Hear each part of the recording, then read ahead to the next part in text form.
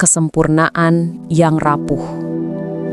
Di sebuah apartemen tinggi, di tengah kota yang tak pernah benar-benar tidur, hidup seorang wanita yang tampaknya memiliki segalanya.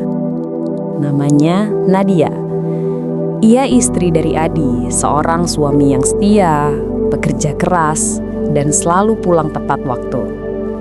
Mereka memiliki seorang putri kecil, Sari, yang polos dan selalu menunggu pelukan ibunya setiap sore. Di mata tetangga, rekan kerja, bahkan media sosial, Nadia adalah contoh istri ideal. Rapi, lembut, penuh senyum. Tapi di balik pintu tertutup itu, ada kegelisahan yang tak terlihat. Sebuah kekosongan yang ia coba tutupi dengan rutinitas, tapi justru membawanya ke jalan yang salah. Hari ini, kisahnya bukan soal kejahatan semata, tapi tentang konsekuensi dari mengkhianati amanah yang paling suci, keluarga.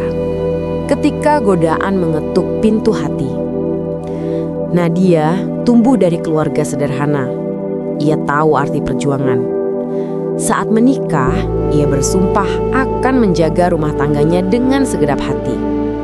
Tapi seiring waktu, kehidupan yang dulu ia impikan terasa datar. Tidak ada lagi kejutan, tidak ada lagi debar seperti dulu. Baginya, cinta Adi terlalu tenang, seperti air yang tak beriak. Sampai suatu hari di tempat kerjanya, ia bertemu Reno, rekan baru yang pandai merayu. Setiap tatapannya membuat Nadia merasa dilihat, diinginkan, hidup. Besok malam kita ketemu. Aku rindu ngobrol sama kamu, tulis Reno. Nadia tersenyum. Rasa bersalah muncul, tapi ia segera menekannya.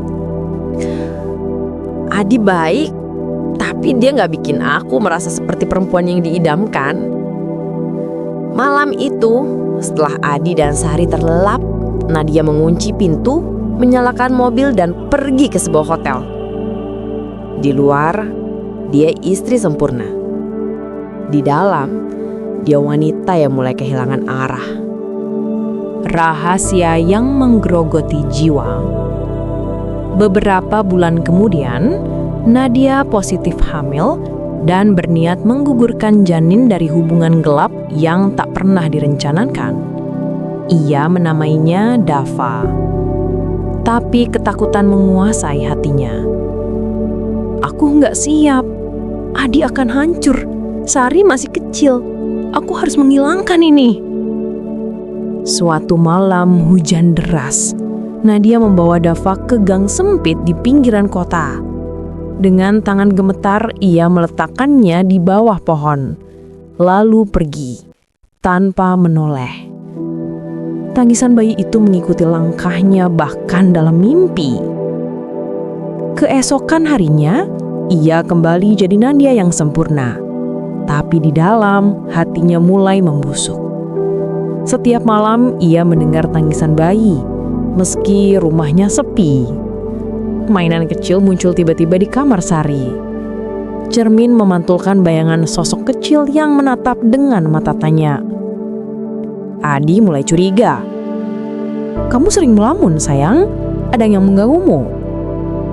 Nadia hanya menggeleng, tersenyum palsu. Tapi suara hatinya berteriak. Aku berdosa. Aku buang anakku sendiri. Karma yang tak bisa dihindari. Semakin hari, Nadia semakin lemah. Tangisan Dava tak lagi samar. Ia mendengarnya di dapur, di kamar mandi, bahkan saat berkendara. Di malam-malam gelap, sosok bayi itu muncul. Pucat, basah, menatapnya dengan tatapan yang meminta jawaban. Ibu, kenapa kau buang aku? Suara itu menghancurkan jiwanya. Tubuhnya mulai rusak, demam tak kunjung sembuh, tangan gemetar, wajah pucat. Dokter bilang semua normal, tapi Nadia tahu ini bukan penyakit. Ini hukuman dari Yang Maha Adil. Suatu malam, Dava muncul di ruang tamu. Matanya merah, tubuhnya basah oleh hujan. "Ibu, aku lapar, aku kedinginan, dan kau tinggalkan aku sendiri." Nadia jatuh tersungkur menangis histeris.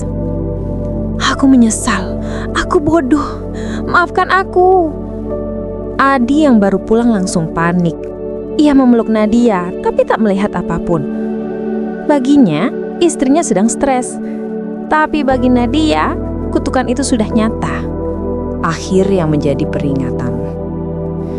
Beberapa hari kemudian, Nadia meninggal secara misterius.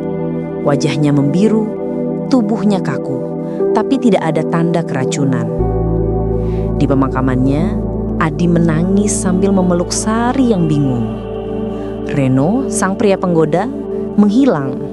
Katanya kabur dihantui rasa bersalah.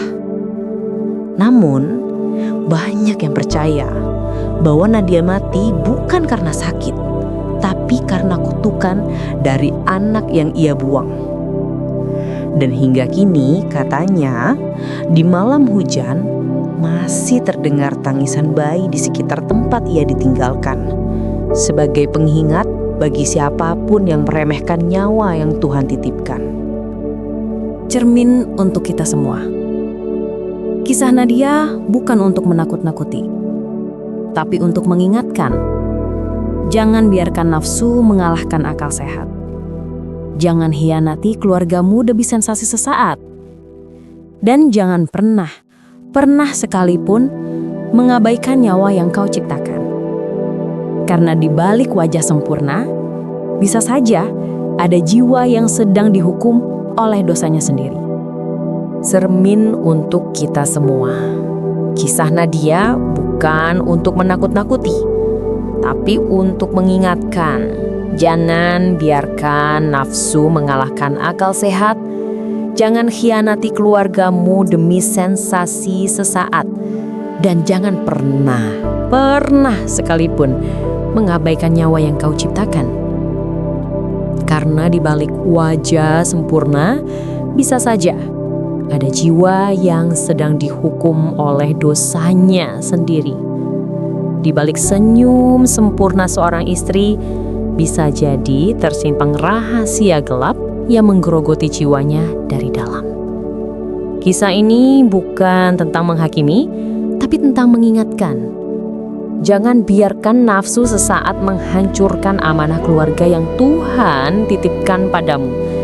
Kalau kamu pernah merasa bosan dalam pernikahan yang sebenarnya damai, kalau kamu pernah tergoda mengambil jalan pintas demi sensasi, maka kisah Nadia ini adalah cermin untukmu.